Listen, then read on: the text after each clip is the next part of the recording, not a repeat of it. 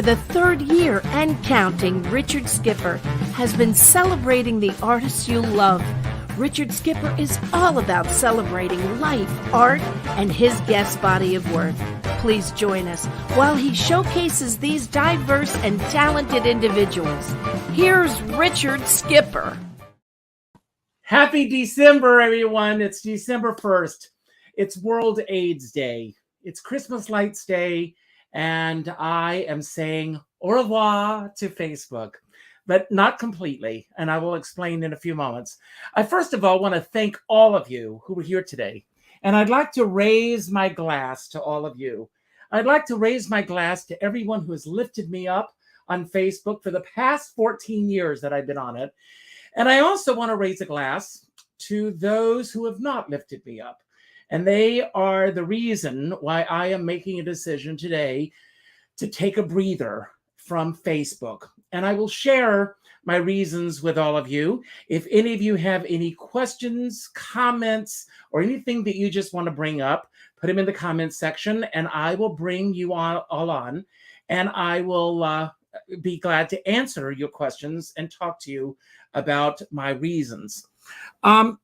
Everything started in terms of the feelings that I've been having a lot of frustrations over the last few months with a lot of things on social media. And everything basically precipitated my move when Elon Musk took over Twitter and a lot of the changes that were taking place there. And I made a decision to leave Twitter.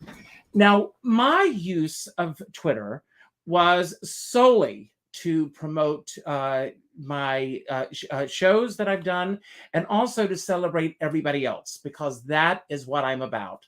I didn't get into any of the negativity that Twitter has out there. As a matter of fact, when those posts would show up in my feed, I would simply hit the block button.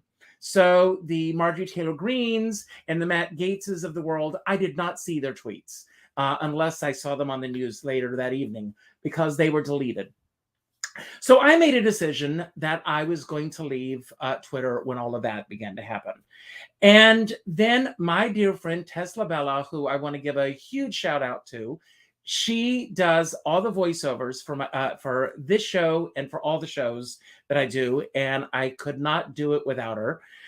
So she said to me, when I called her because she had set up an account called Richard Skipper, Fans of Richard Skipper Celebrates. And she was sending things out daily about who was on the show that night. And she was really on top of things for, I guess, the past more than half a year she's been doing this. And so she asked me if she should also leave Twitter. And I said, that's a choice that you will make, but deactivate that particular account. So she made a decision, and then she said, Facebook is next.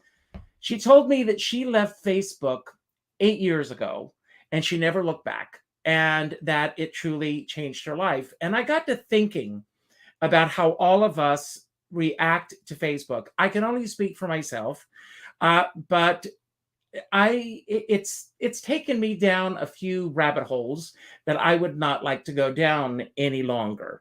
And I understand that if people feel that the presentation of their food is something that they want to post about, or, you know, all these postings of people sitting on planes going to their next gig when they write nothing at all about the gig. They don't tell us anything about where they're performing, what's going on, or anything. It's just these photographs of just sitting on a plane or something. And I go, why do we do this? Why do any of us, myself included, feel a need that if something happens in our lives, that many, many times we rush to post it on Facebook? Not only moments that are ending, but the moments as they're happening. I was on a boat with a friend summer before last, and everything was going on Facebook every moment, rather than being in the moment and being with everyone there. And a few weeks ago, one of my dearest friends, my director, in fact, of my last show, Jay Rogers, passed away.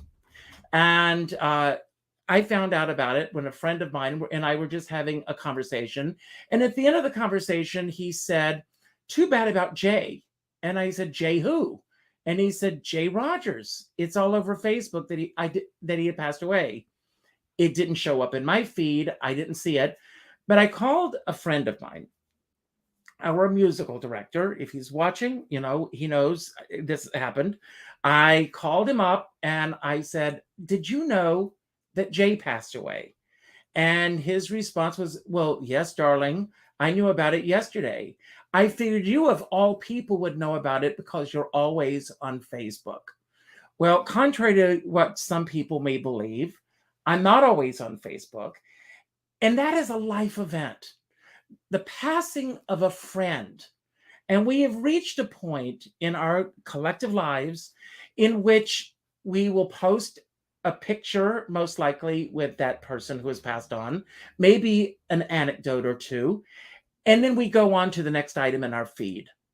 And I've reached this point in my life where I feel that I no longer want to be just another item in people's feed. I want more. I desire more. And as my dear friend Kasira McKee says, instead of saying I desire, say I require more. And the answer is I require more. I require more than just being a passing comment, a passing post, and then moving on. I can post about the day's shows, what's coming on that night, or everything, and that item can sit there for many hours. It can sit there without a like, without a comment, without a share. I can also post, "I lost a button," and 500 people will respond to it. I don't know what it is psychologically that causes us to go there, but as someone who is in a profession where it depends so solely on eyes and support and sharing, and a lot of you that are here are very, very supportive in that department. So I applaud all of you. But even with other artists, when I see a posting, and I've said this in so many of my shows, it takes very little effort to hit the like button, to hit a comment button, or to hit a share. If it's something that's negative or whatever, I find or I see that those postings are getting a lot of hits. And I've done a lot of research on this. And I know a lot of people who are in our profession or in the business feel that, well, I'm on Facebook because I'm marketing, I'm promoting, I'm getting the word out. Well, I had someone today, when I sent him the link for today's show, say to me he had no idea that I had a show on YouTube. And this is someone who is a friend of mine on Facebook. My point is that a lot of people don't really see our postings. And if they do, chances are, unless it is specifically about them, there's no response to it. And that brings up another point. The narcissism of Facebook is just too much for me to handle anymore. I will see postings, and I'm talking people that I respect in this business. I see, I'm on my way to do this show. I just did my show, the aftermath of my show. And I very rarely see them post about other people. And then I see some people who write about the shows that they've gone to see, and somehow they will find a way to make the fact that they went to that particular show about them. And again, instead of making it about Judy, with all due respect, it's not good advertising. Most of my posts are never seen. You sent me in a private message today a review that I never even saw on Facebook. There are teams of people. This is not a conspiracy theory, folks. There are people who are responsible for what shows up in our feeds. So I can post about my shows. I can post about what I'm doing. And a lot of people do. And very rarely is seen by at least 80 to 95% of the people who call themselves my friends on Facebook. After 3 years of doing Richard Skipper Celebrates and sharing these shows, almost daily, I run into someone who's been a friend of mine on Facebook for the entire 3 years that I've been doing this, who have no clue that I have a YouTube channel, that I've done any interviews, that I've done anything beyond the last performance that they saw me on stage. And that was before COVID. And so I am really taking a real strong look at myself and what, Sherry Callahan says that some of her friends say that they never see her post. They don't. There are only a handful of people that are seeing your post. And I find that a lot of time that I have spent on, with promoting my show, getting the word out there, trying to do what I can to build an audience and everything, there are, again, my collective group of people that are here for me on a regular basis. And I cannot thank you enough for all of this. But in the scheme of things, my postings are not being seen by a lot of people. And I will share something with you. I've gone through, when I get the birthday reminders, I go in and I look at the history, unless it's the names that I see here that I do have a regular relationship with. Very few of my posts, there are people that I have not had any interaction with on Facebook at all during the last few years, during COVID, with anything. And I will go in and I will unfriend someone. And the truth of the matter is, you don't unfriend true friends. Let's just start there. I am talking about clearing the space so that people who are interested in what I have to offer, hopefully will see it. Most people will find out that they have been unfriended when they send me a private message because they have something to promote. And I get it. We all are vying for as many eyes as we can on whatever our product is and whatever it is that we are putting out there. So that is one aspect of it that I am finding that for me, and I'm going to go back to something I just said at the risk of sounding like a broken record. I desire and I require to be more than just another item in a newsfeed. And I feel that a lot of us, by posting about going to a restaurant or going to the theater or doing any of the postings that we all post, that we feel that somehow that is sharing that life experience with our friends on Facebook. And yet the truth of the matter is that as much as I love to see those postings, what I would love even more are for the very people that are posting these postings to reach out once in a while to say, I'm going to go see this show. Would you like to join me? Or I'm going to go to this restaurant. Would you like to join me? Instead of seeing what I've missed. And I want to be a part, like Dolly Levi, I am ready to rejoin the human race.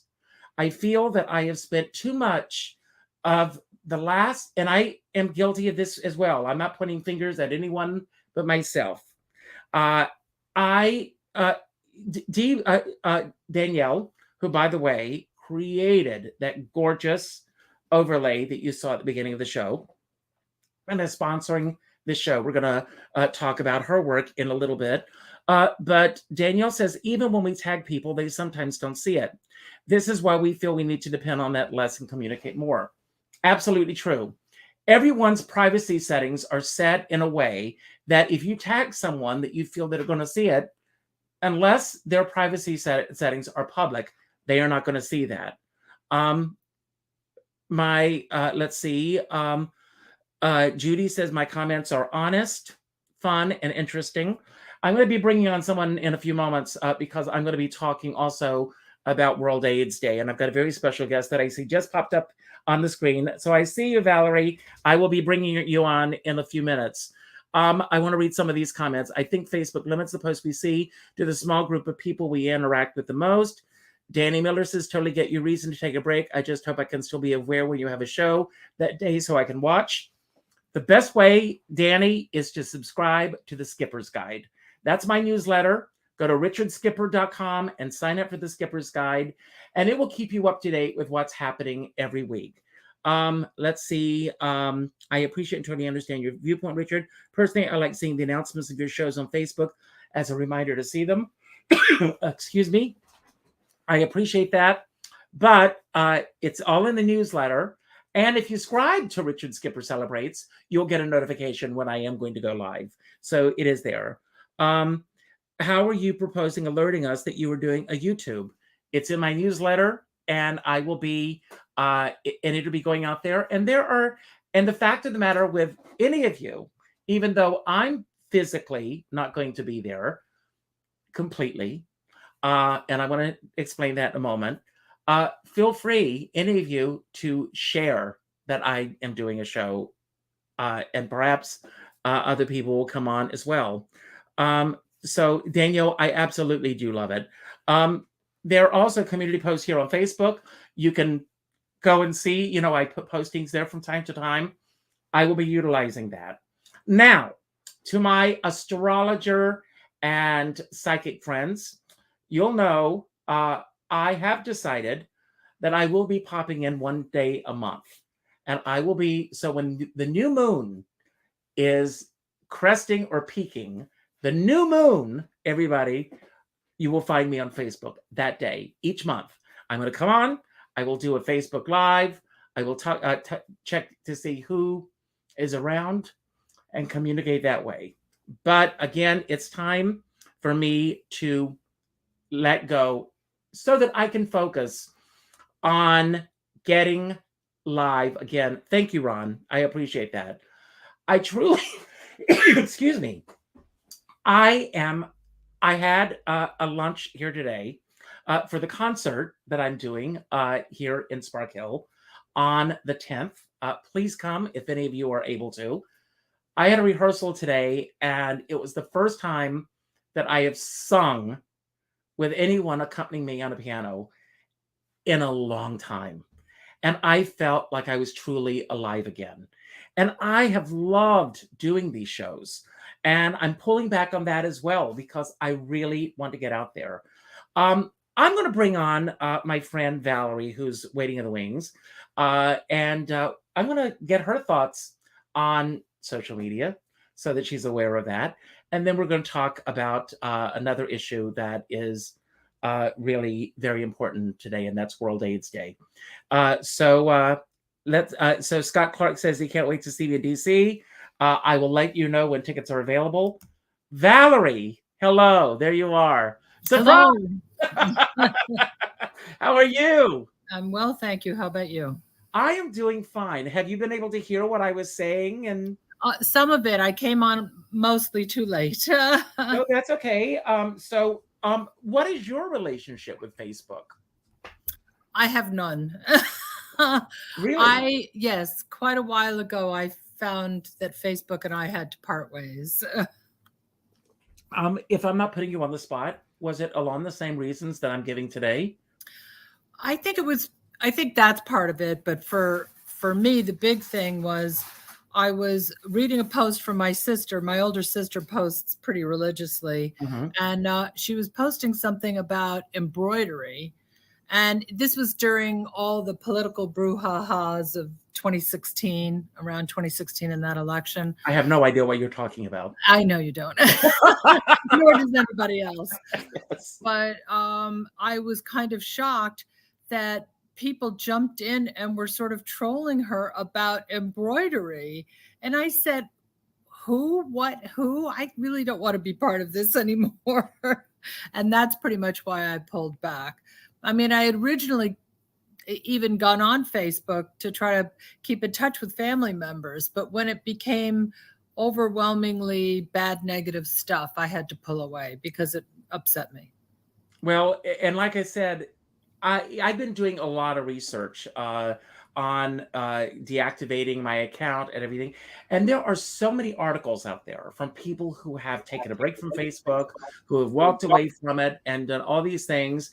And I, just in the research that I've done, I have found, first of all, Mark Zuckerberg, he has a goal that by 2027, the entire world will be caught up in the metaverse, as he calls it. And I really do find that and that frightens me. It frightens me. I believe that the country is where it is right now and is as divided as it is right now because of a lack of empathy. And also, I feel that people are so caught up in posting about me, that they are sometimes totally unaware of what's going on outside of their platform. And for those reasons, I just said it's time for me to step away. I think if more people did that, it might send a powerful message. Yes. And again, I am available by phone. I'm very accessible. Most of you have my phone number, and I'm available for dinners and theater and all those things that people post about. But I want to talk about something else today, and we may or may not come back to the subject later. But today is World AIDS Day, and I want to let everyone know that I first became aware of you when I read about this book, which an incredible read, Nurses on the Inside. You and Ellen Matzer, and hopefully she'll be able to pop on if she makes it home in time. But you were in the trenches during the AIDS crisis in New York.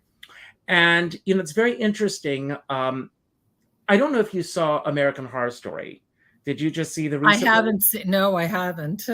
Well, it deals with the AIDS crisis, but the way that they deal with it in this, it's a superficial, horrific fantasy.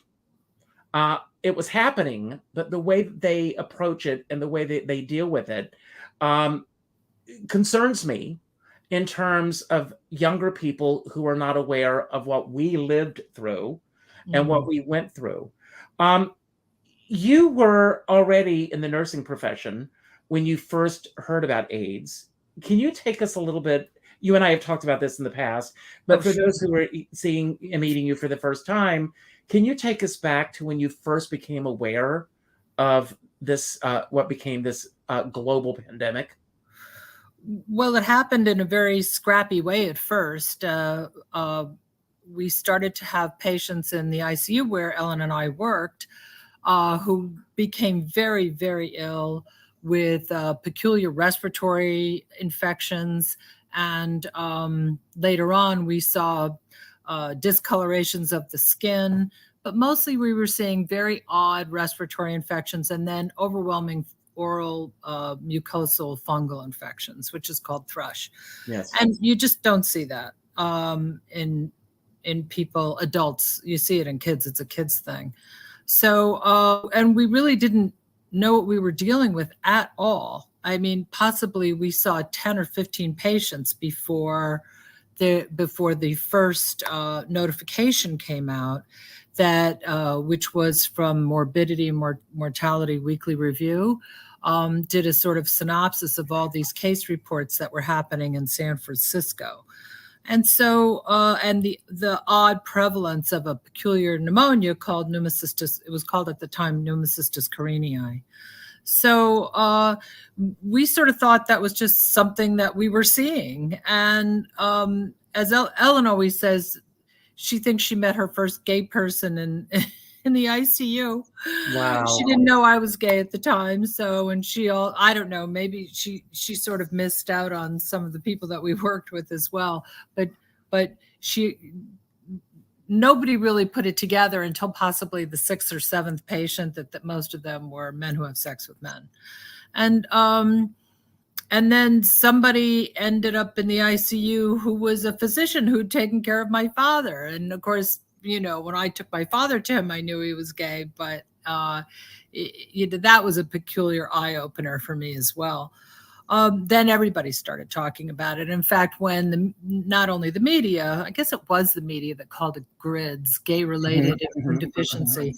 I don't think that was an official title, but in fact, it snowballed after that. But to try to give you an idea about how horrible it was, because people were so scared, the people who were sick were scared, but the people who were caregivers were also scared. So they were scared, and they tended to want to just abandon these patients. And so, Ellen and I were amongst it was a big handful of nurses who said, hell no, we're not going to let this go. These people go uncared for. Well, thank God. But I don't know if anybody ever saw Pose. Did you see Pose? Yes. Did you? Yes. So, there were a couple of hospital scenes that actually my friend Todd and I consulted on to try to make it look as real as it was in those days. A very sick person alone in a private room that was not necessarily nice, that was filled with dirty laundry and garbage and trays that were out of the patient's reach, and trays of cold food that were left outside the room where the person couldn't get to them, and basically a sense of abandonment everywhere. So the big themes for that were, abandonment, and also blaming the sick person for what he had. And to put it also in another perspective, in case that isn't horrible enough for you, we got a woman in the ICU who was just horribly, horribly sick, and she had pneumocystis and thrush, but she had something else going on. Well, it turned out to be lymphoma, but not that we ever got that far. She didn't even make it to get a biopsy done, because she came in and crashed and burned, basically. I mean, people would come in speaking. 2 hours later, they'd be unconscious. 15 minutes later, they'd be on intubated and on a ventilator, and then that would be that. And that was sort of the trajectory that we saw very recently in COVID, but in HIV, we saw it first.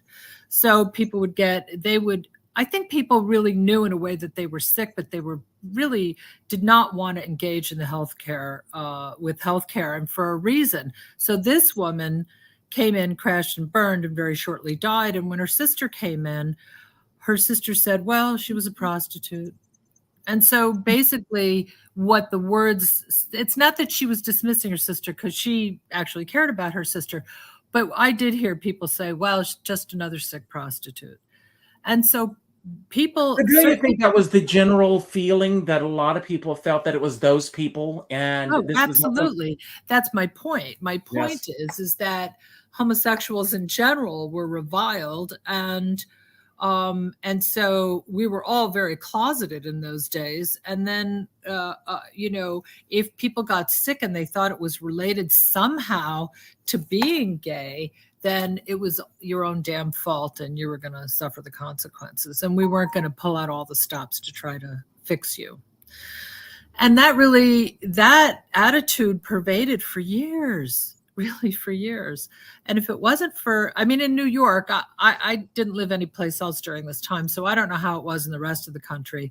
I imagine that in San Francisco, ACT UP possibly was just as active as they were in New York. But in New York, let me tell you, if it had not been for ACT UP, we'd still be treating people that way. Well, Larry Kramer was out there screaming for people to pay attention, and nobody was listening to him. I know, but there was screaming, and then there were disruptions in people's work, and there were all sorts of demonstrations. Anytime there was any kind of medical conference, there was a demonstration. Certainly for any of the companies that made antibiotics, God help them if they wanted to have a conference, because ACT UP was there making a ruckus and trying to get people to understand that something had to be done about this.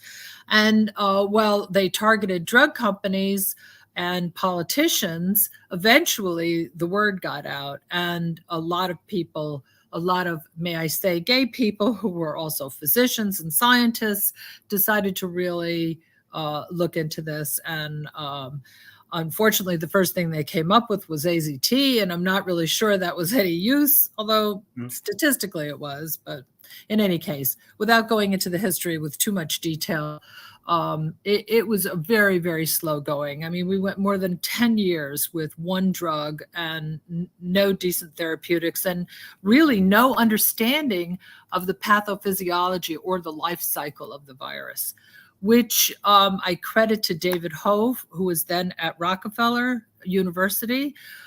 He actually figured out what the life cycle of the virus was, so that then once you know the life cycle of the virus, then you can start to exploit its weaknesses. And that's what needed to happen. And that didn't happen until 1994. So we're starting here in 1977 and fast forward to 1994. That's quite a few years. Thank you very much. Yes, it is. But I want to go back to the beginning of all of this. What prepares you psychologically when you for anything like this? And were you feeling? I mean, you also as a gay woman, were you pretty much closeted at that time as well? And were there fears about coming out?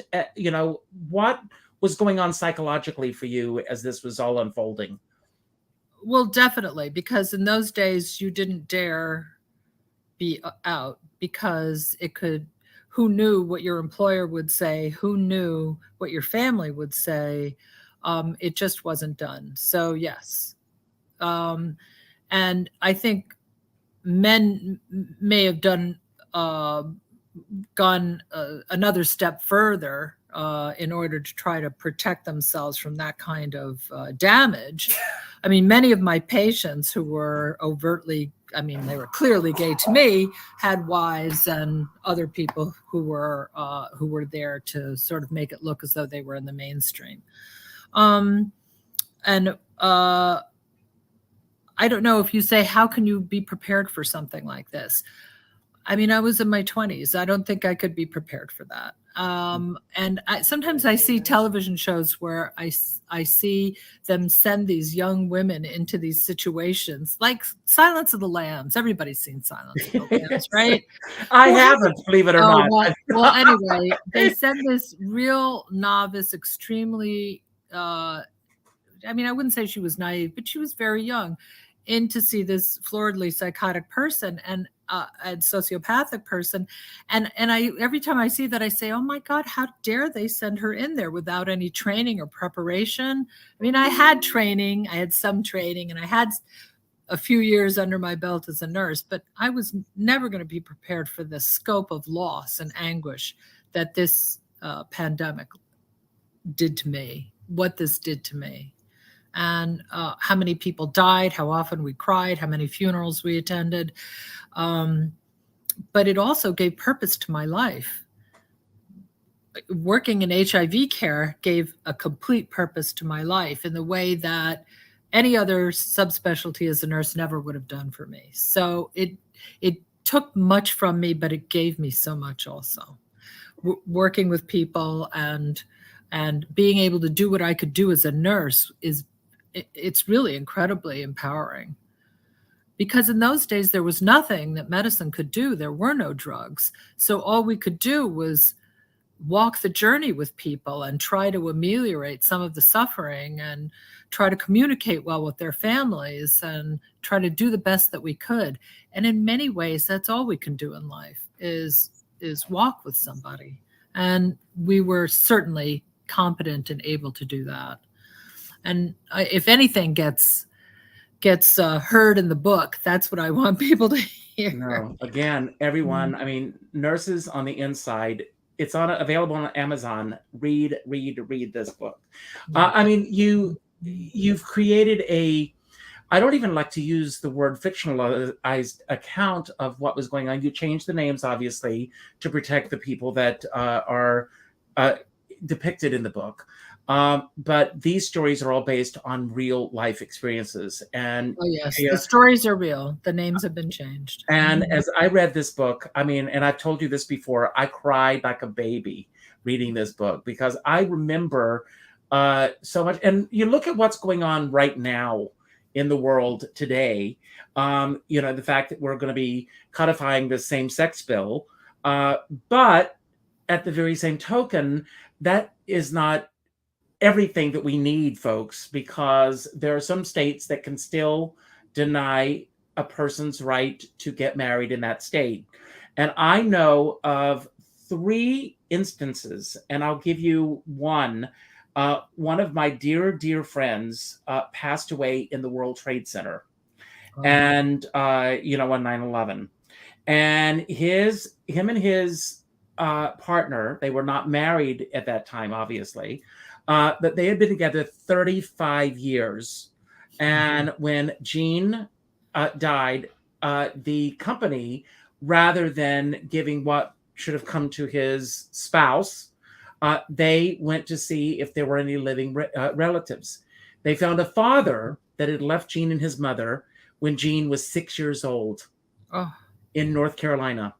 They traced this guy down, and Larry, his partner, ended up suing. And I don't know really what the outcome of that case was, because he signed a DNA. But the thing is that the fact that a couple, if one partner got sick, that I've seen families come in and break couples up that have been together for 40, 50 years. Another friend of mine, when his partner contacted AIDS, and then towards the very end, he was in a coma, the family came in, and Tom and Ralph had been together 44 years. And the family was able to come in and take everything that they could get, and Tom was left with nothing. Yes, I know stories of that, like that too. It happened to my friend Joe. And it's just horrific that, and I don't think that a lot of people realize the importance of being able to marry your partner beyond, the obvious reasons. But that's a big reason right there. If God forbid that Danny and I, who are legally wed, supposing that our marriage, and this is not going to happen, thank God, but supposing we were in a state where it's not recognized, and we were, God forbid, in an accident or something, the other could be kept from actually, seeing him in the hospital. I know. Or making any decisions. Or making life or death decisions that we need to make. Mm-hmm. As time was going on, you had a mission, you had a job to do. How did you deal with the frustrations of what was going on out beyond the actual being in the trenches? And what I'm talking about essentially is how the world was responding to what was going on at that time. Well, do you mean how did I respond to that? How did you respond to it? Well, as Ellen always says, alcohol was a big part of it. One of the things about nurses is that I think when you're young and you see horrible things, sometimes you just have to go out with people who saw them with you and hoist a few and thrash it all out in the bar. And we did that. We definitely did that. But the other thing I did was I pursued advanced degrees. So I taught myself more and more. And both Ellen and I got, I was an associate's nurse. I can't remember what Ellen's first degree was. And then we went for a bachelor's degree, and then I went on for my master's. And going to school where you go to for these advanced degrees with other nurses, that's another way of going to the bar without the alcohol. But you get to write about it and discuss it and, dissect it and learn other ways of coping. And I learned a lot by going to school, which you're supposed to do, but it was also therapeutic for me with regard to dealing with some of my stress of working with in a subspecialty that was so stressful. Because not only was it hard to see people die, but you had to deal with all the bullshit from the rest of the world about it too.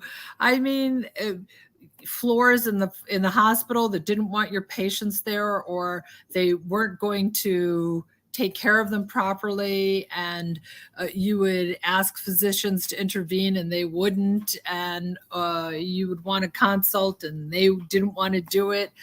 It was hard. It's hard to deal with that.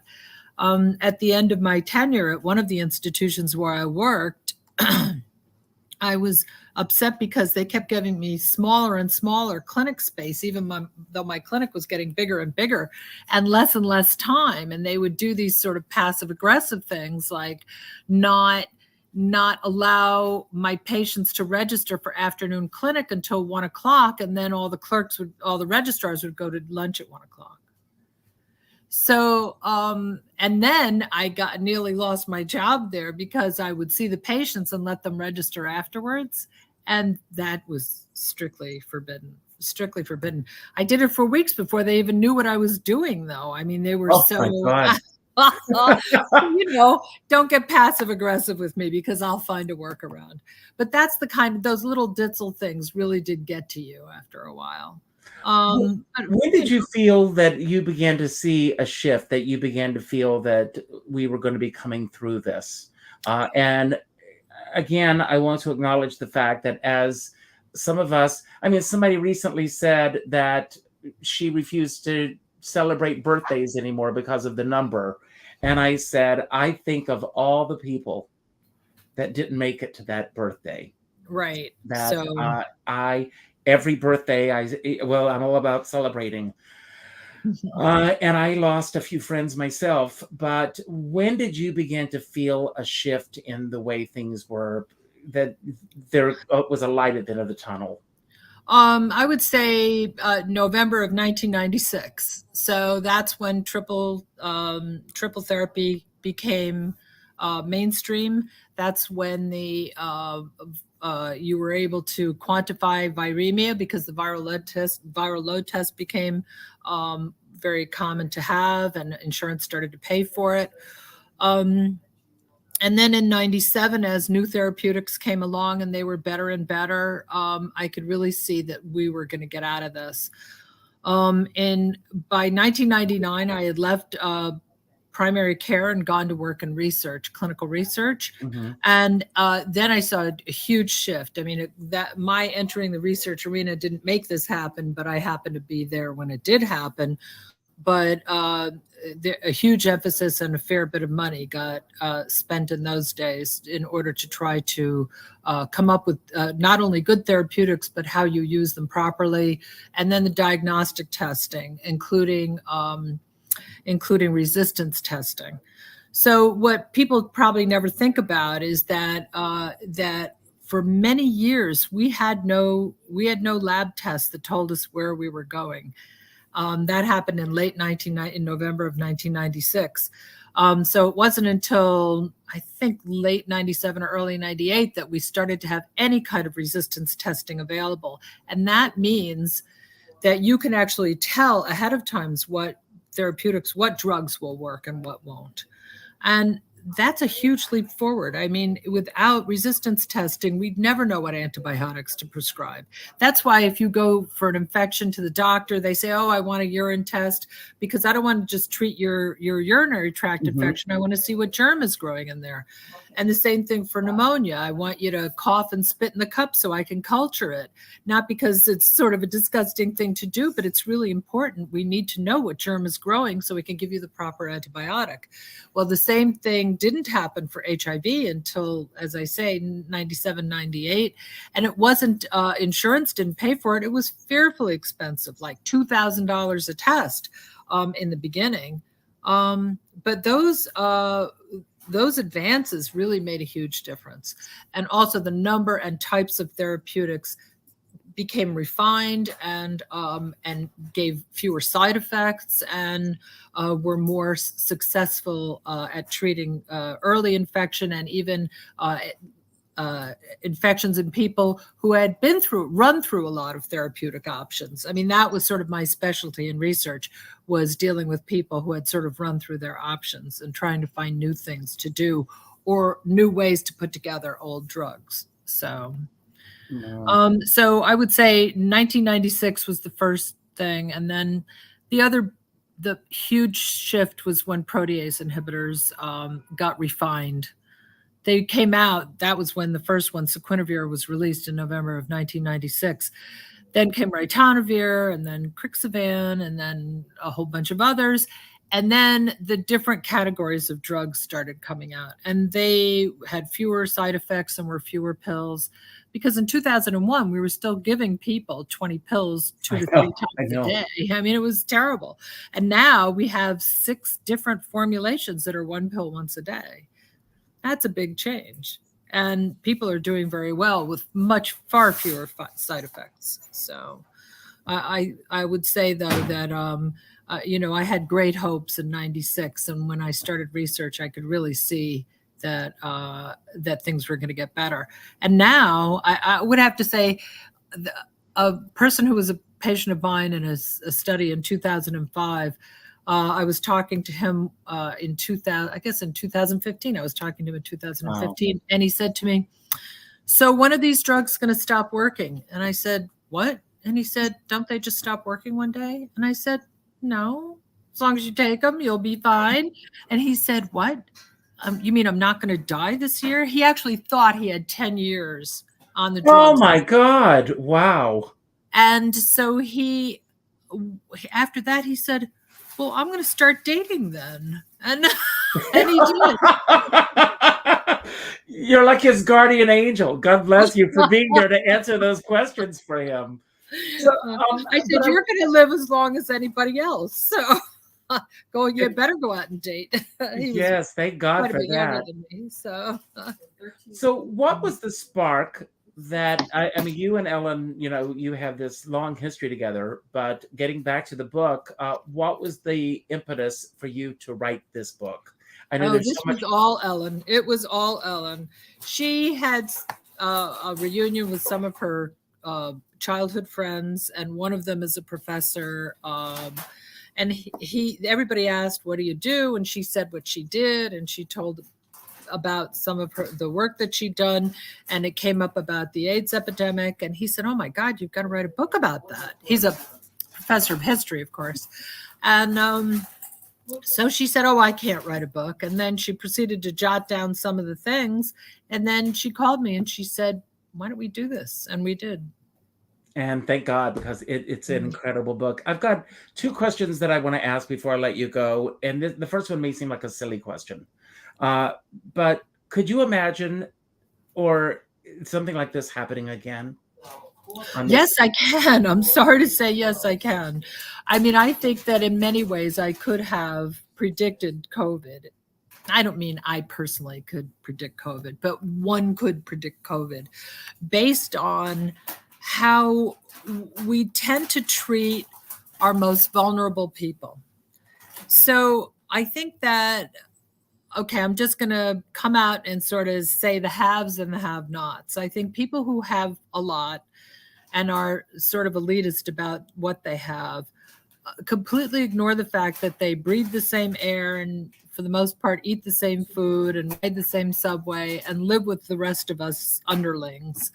And they forget that if you live in the world, you have to take care of everybody in the world in order to take care of yourself. You can't just abandon one segment of the population because you don't think that they're worthy.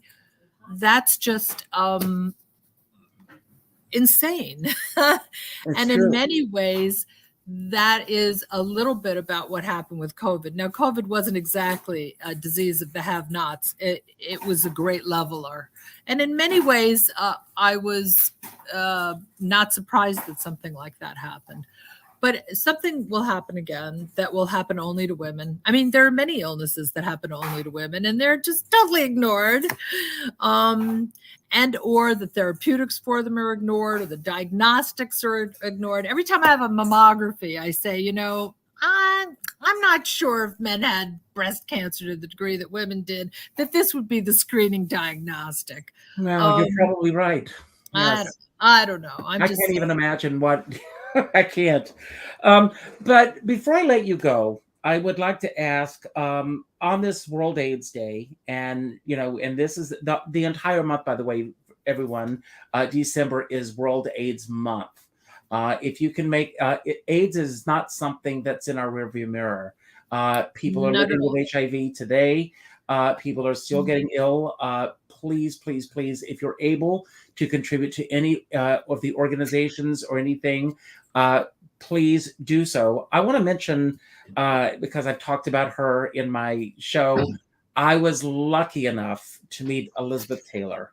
And, Oh. and I always say I was kissed by Elizabeth Taylor, but a lot of people think it was because of Rock Hudson that she got involved with her entire Elizabeth Taylor Foundation and AMFAR.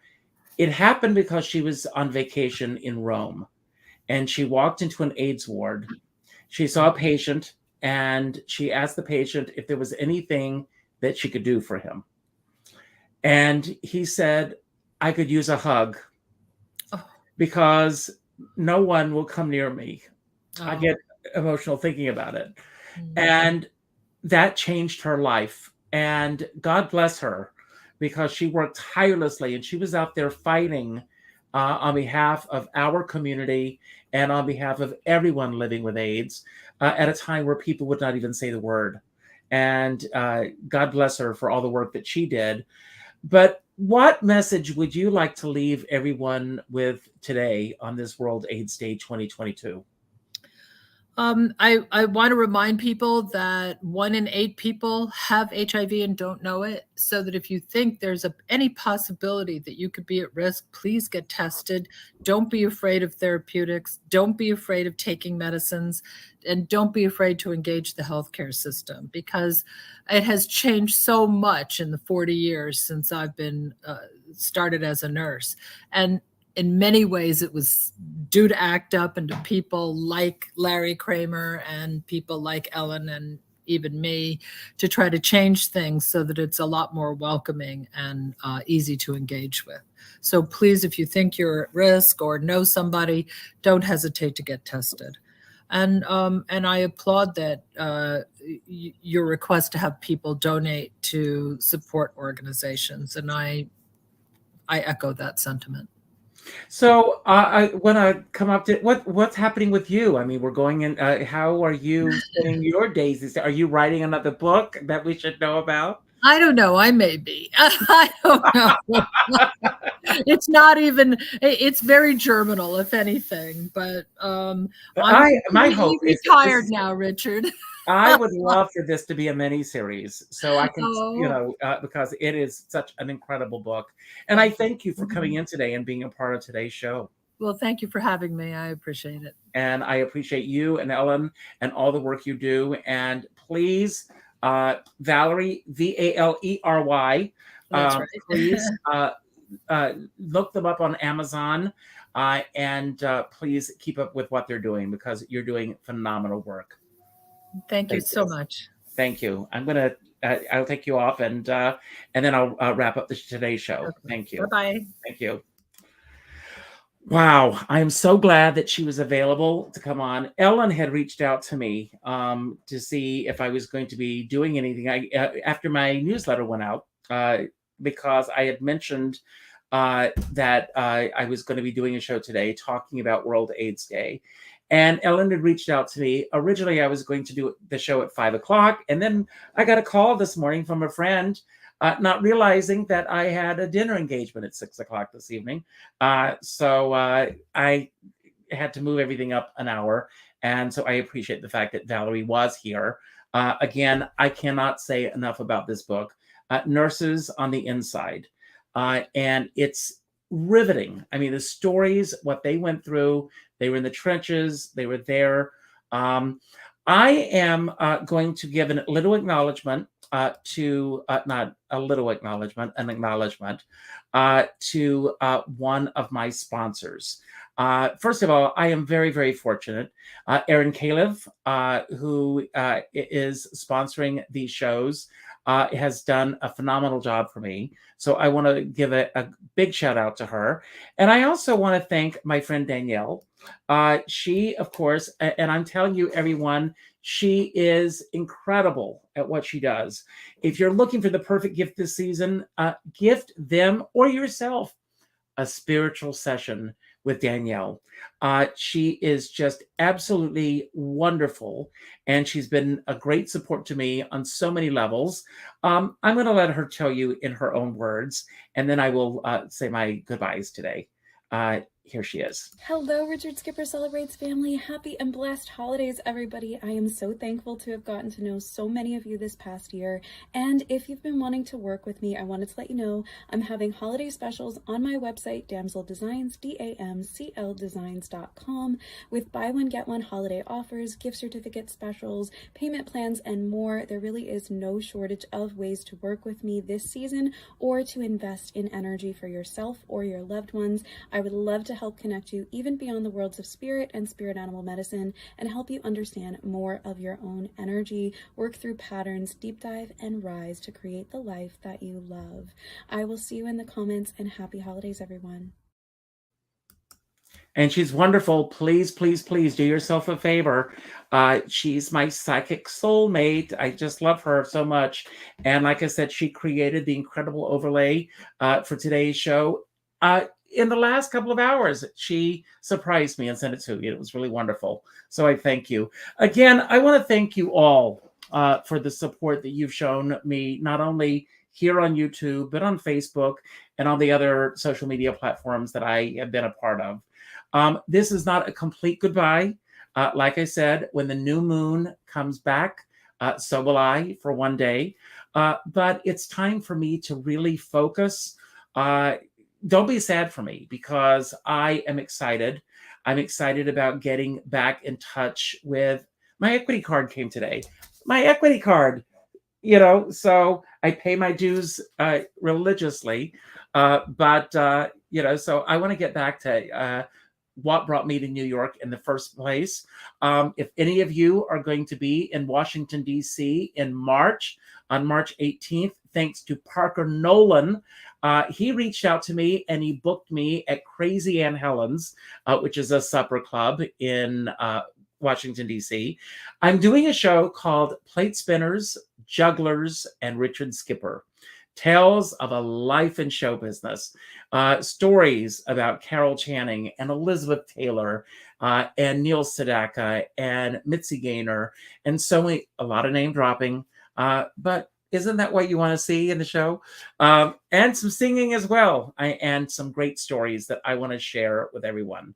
So this is just a little pause for a few weeks. I will be back just before Christmas. If you are anywhere in New York and can get to Rockland County, it's not as scary as it sounds. On the 10th of this month, I am doing a concert celebrating Christmas memories with Leroy Reams and Carolyn Montgomery, Rita Harvey, Neil Berg, John Patrick Schutz, Maria Octavia, Regina Zona, Deborah Stone. I have an incredible cast of people who will be joining me. I thank you all. You all lift me up on levels that you have no idea that you do on a regular basis. So as I say au revoir, just remember, I may not be on Facebook, but you can reach me in other ways. Thank you, and everybody have a great December. There are lots of possibilities ahead. And the word of the day is openness. There it is on my desk.